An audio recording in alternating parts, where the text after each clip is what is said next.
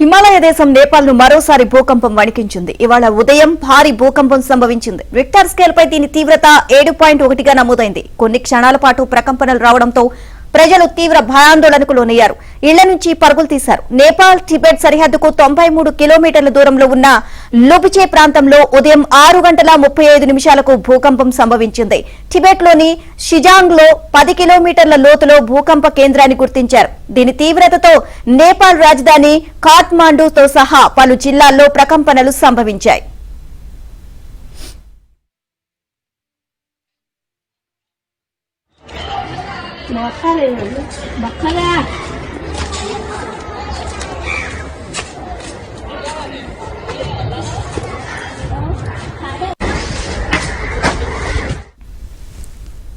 ఈ ప్రకంపనల ప్రభావం భారత్ లోని ఉత్తరాది రాష్ట్రాలపై కూడా కనిపించింది. ఢిల్లీ, ఎన్సీఆర్, పశ్చిమ బెంగాల్, బీహార్ సహా పలు ప్రాంతాల్లో భూమి కంపించింది. ఢిల్లీ, ఎన్సీఆర్ ప్రాంతంలో తీవ్ర ప్రకంపనలు నమోదయ్యాయి. బీహార్లోని పాట్నాతో పాటు పలు జిల్లాల్లో ప్రకంపనలకు ప్రజలు భయాందోళనకు లోనయ్యారు.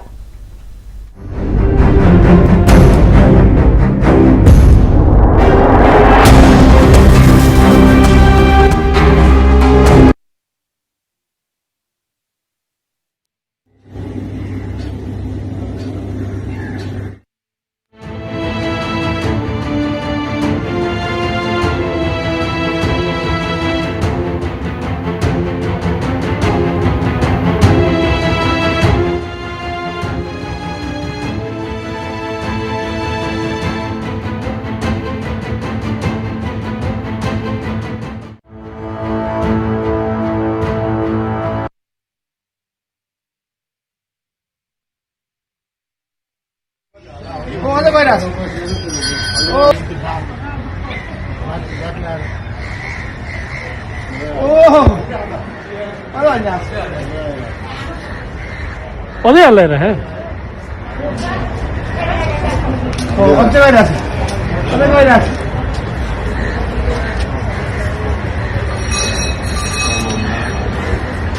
ये सलामा शिमला से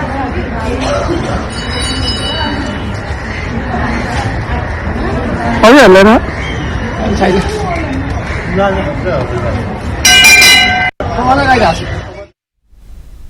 భారత్ తో పాటు చైనా, నేపాల్, భూటాన్, బంగ్లాదేశ్ లోనూ భూ ప్రకంపనలు వచ్చాయి. చైనాలో భూకంప తీవ్రత 6.9గా నమోదైంది. కాగా నేపాల్లో తరచూ భారీ భూకంపాలు సంభవిస్తూ ఉంటాయి.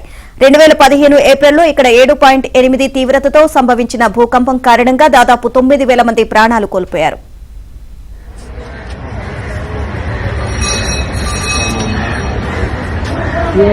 सलामा शिमला से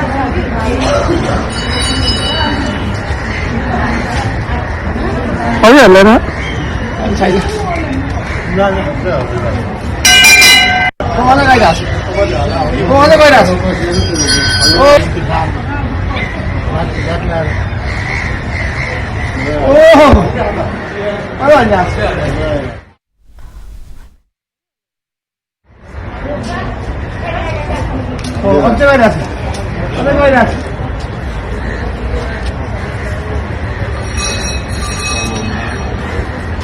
ये सलामा शिमला से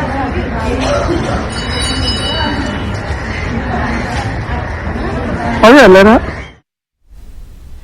హిమాలయ దేశం నేపాల్ ను మరోసారి భూకంపం వణికించింది. ఇవాళ ఉదయం భారీ భూకంపం సంభవించింది. రిక్టర్ స్కేల్ పై దీని తీవ్రత 7.1గా నమోదైంది. కొన్ని క్షణాల పాటు ప్రకంపనలు రావడంతో ప్రజలు తీవ్ర భయాందోళనకు లోనయ్యారు. ఇక ఇళ్ల నుంచి పరుగులు తీశారు. నేపాల్ టిబెట్ సరిహద్దుకు 93 కిలోమీటర్ల దూరంలో ఉన్న లుబిచే ప్రాంతంలో ఉదయం 6:35 భూకంపం సంభవించినట్లుగా తెలుస్తుంది. ఓవరాల్ ఇదే అంశానికి సంబంధించి మరిన్ని అప్డేట్స్ మా ఢిల్లీ బ్యూరో చీఫ్ కృష్ణ అడిగి తెలుసుకుందాం. కృష్ణ, చాలా ప్రాంతాల్లో కూడా ఈ రోజు భూకంపం సంభవించినట్లుగా తెలుస్తుంది. ఓవరాల్ గా అప్డేట్స్ ఏంటి దీనికి సంబంధించి? నిన్న ఈ రోజు ఉదయం నేపాల్లో 7.1 తీవ్రతతో భూకంపం సంభవించింది. దీని ప్రభావం ఢిల్లీ, ఎన్సీఆర్, బీహార్, పశ్చిమ బెంగాల్ తో సహా ఉత్తర భారతదేశంలోని పలు ప్రాంతాల్లో పడింది. ప్రజలు భయంతో ఇళ్ల నుండి బయటకు పరుగులు తీశారు.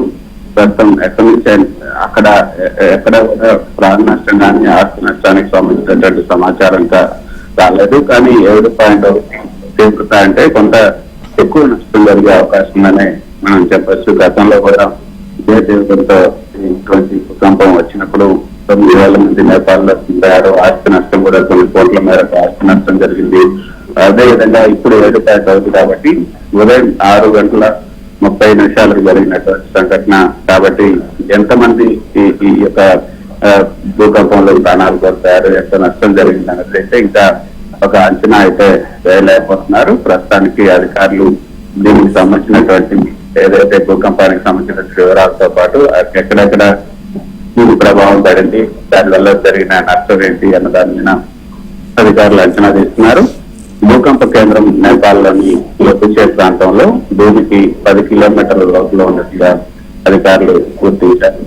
భూకంపం కారణంగా ఢిల్లీ, నోయిడా, గజియాబాద్, బీహార్, ముంబై, పశ్చిమ బెంగాల్లోని పలు ప్రాంతాల్లో భూకంపాలు వచ్చాయి.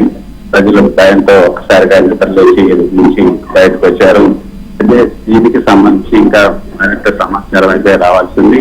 నేపాల్ టిబెట్ కు సరిహద్దుకు 93 కిలోమీటర్ల దూరంలో ఉన్నటువంటి లురిచే ప్రాంతంలోనే ఈ రోజు ఉదయం 6:35 ఈ భూకంపం సంభవించింది. రిక్టర్ స్కేల్ పైన దీని తీవ్రత 7.1గా నమోదైంది. కొన్ని క్షణాల పాటు భూకంపాలు ఎక్కువగా రావడంతో ప్రజలు తీవ్ర భయాందోళనకు కూడా గురయ్యారు. ఇళ్ల నుంచి కూడా జనాలు సరిగా బయటికి పరుగులు తీశారు. ఈ సంఘటన కారణంగా ఎలాంటి నష్టం వాటిందన్న దానిపైన ఇప్పటివరకైతే స్పష్టత రాలేదు. ఇప్పుడు ప్రస్తుతం అందుతున్నటువంటి సమాచారం మేరకు 10 మంది వరకు కూడా చనిపోయారు.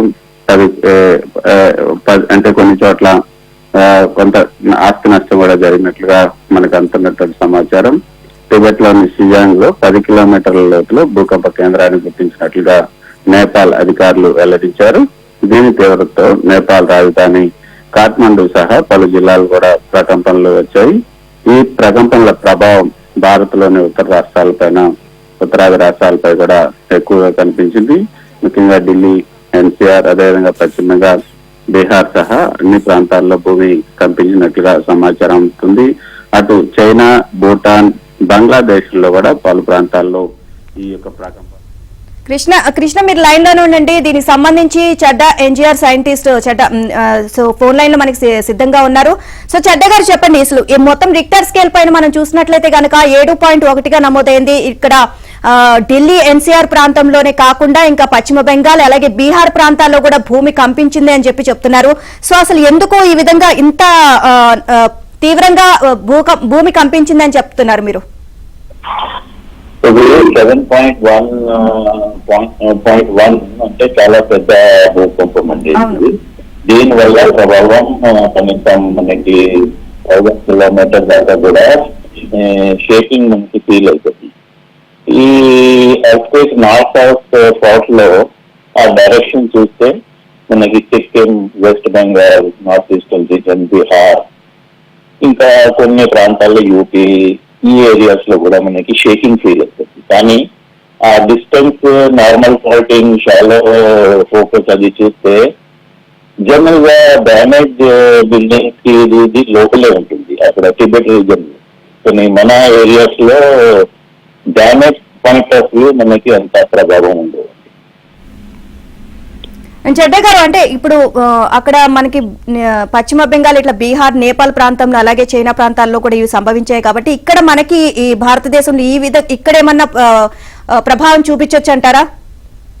ఇక్కడ ఉంటే మనకి షేకింగ్, స్ట్రాంగ్ షేకింగ్ అంటే కొన్ని లోకల్ ఏరియాస్ లో ఎక్కడెక్కడ మనకి శాండ్ డిపాజిట్స్ ఎక్కువ ఉంటాయి ఆ ప్రాంతాల్లో మనకి షేకింగ్ ఫీల్ అవుతుంది. అంటే షేకింగ్ ఇంకా బిల్డింగ్స్ కి డ్యామేజ్ మన ఏరియాస్ లో బీహార్ లో కానీ, నార్త్ ఈస్టర్న్ లో కానీ అంతా ఉండదు. సిక్కిం ప్రాంతంలో ఉంటే కొద్దిగా ఉండొచ్చు, కానీ మన మెయిన్ ఏరియాస్ లో బీహార్, యూపీ, ఢిల్లీ ఎక్కడెక్కడ ఫీల్ అయింది అక్కడ ప్రభావం ఉంటుంది, డ్యామేజ్ పాయింట్ ఆఫ్ వ్యూ ఉంటుంది.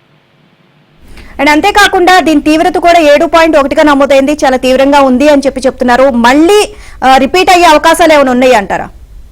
అంటే ఇప్పటిదాకా 5 ఆఫ్టర్ షాక్స్ వచ్చినాయి. 6:35 తర్వాత ఇప్పటిదాకా 5 ఆఫ్టర్ షాక్స్ వచ్చినాయి, కానీ మ్యాగ్నిట్యూడ్ తక్కువ ఉంటుంది, 4.95. ఆల్ ఆఫ్టర్ షాక్స్ 5 మ్యాగ్నిట్యూడ్ తక్కువ ఉంది.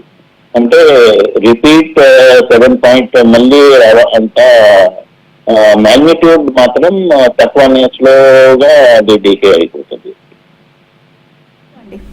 అండ్ ఇదే అంశానికి సంబంధించి మా ఢిల్లీ బ్యూరో చీఫ్ కృష్ణ కూడా లైన్ లో ఉన్నారు. కృష్ణ చెప్పండి, అసలు మామూలుగా అయితే 7.1 తీవ్రత అనేది చాలా ఎక్కువగానే ఉంది అని చెప్పేసి మనకి చెడ్డా చెప్పడం జరిగింది డాక్టర్ చెడ్డా గారు. అండ్ దీనికి సంబంధించి ఇంకా పలు ప్రాంతాల్లో కూడా సంభవించాయి ఈ భూ ప్రకంపనలు. సో ఓవరాల్ గా దీనికి సంబంధించి మీరేం చెప్తారు? నీలిమ, మన భూమి ఉపరితలం ముఖ్యంగా ప్రధానంగా 7 పెద్దవి, అదేవిధంగా అనేక చిన్న టెక్టానిక్ ప్లేట్లతో తయారై ఉంటుంది. ఈ ప్లేట్లు నిరంతరం తేలుతూ ఉంటాయి. కొన్నిసార్లు పరస్పరం ఢీకొంటాయి కూడా. ఈ ఢీకొంటతోనే కొన్నిసార్లు ప్లేట్ల యొక్క మూలాలు వంకరగా మారుతూ ఉంటాయి. అదేవిధంగా ఎక్కువ వచ్చినప్పుడు ఈ ప్లేట్లు కొంత విరిగిపోతూ ఉంటాయి. అటువంటి సందర్భంలోనే కింద నుంచి వచ్చే ఒక శక్తి బయటకు వచ్చే మార్గాన్ని ఎత్తుకుంటుంది. అందుకే ఈ భూకంపం సంభవిస్తుంది.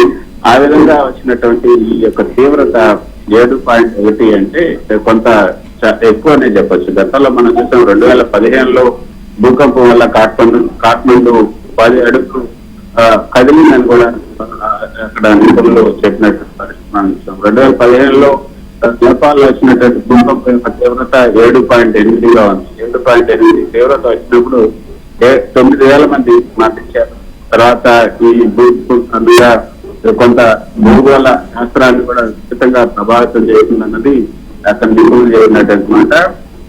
కేంబ్రిడ్జ్ యూనివర్సిటీకి చెందినటువంటి ఈ టెక్టానిక్ నిపుణుడు ఎవరైతే ఉన్నారో జేమ్స్ జాక్సన్ కూడా ఈ భూకంపం తర్వాత 2015లో 7.8 తీవ్రతతో నేపాల్ లో వచ్చినటువంటి ఈ భూకంపం తీవ్రత తర్వాత కాఠ్మండు కింద ఉన్నటువంటి భూమి దక్షిణ దిశలో 3 మీటర్లు అంటే దాదాపు 10 అడుగులు కూడా మారింది ఆయన తన నివేదికలో తెలిపారు. అయితే ప్రపంచంలోనే అతిపెద్ద పర్వత శిఖరం ఎవరెస్ట్ భూగోళంలో ఎలాంటి మార్పులకు కూడా సంకేతాలు లేవని కూడా నిర్ధారించారు. ఆ నేపాల్ భూకంపం కారణంగా ఆ నేపాల్ భూకంపం ఏదైతే 7.8 తీవ్రతతో 2015లో వచ్చినటువంటి ఆ భూకంపం 20 పెద్ద అణుబాంబుల శక్తితో సమానంగా ఉంది అని కూడా అప్పుడు నిపుణులు చెప్పారు. కేంబ్రిడ్జ్ యూనివర్సిటీకి చెందినటువంటి భూ టెక్టానిక్ నిపుణులు కూడా చెప్పారు 20 పెద్ద అణుబాంబుల శక్తితో సమానంగా అప్పటి తీవ్రత ఉంది అప్పటి భూకంపం అన్నది. ఇప్పుడు 7.2 అంటే ఖచ్చితంగా కొంత నష్టం అయితే జరుగుతుంది. ఎంత నష్టం జరిగింది అనేది అధికారులు నిర్ధారించాల్సింది. దీనికి సంబంధించి స్పష్టత అయితే మరి కొద్దిసేపట్లో వచ్చే అవకాశం ఉంది. Thank you Krishna.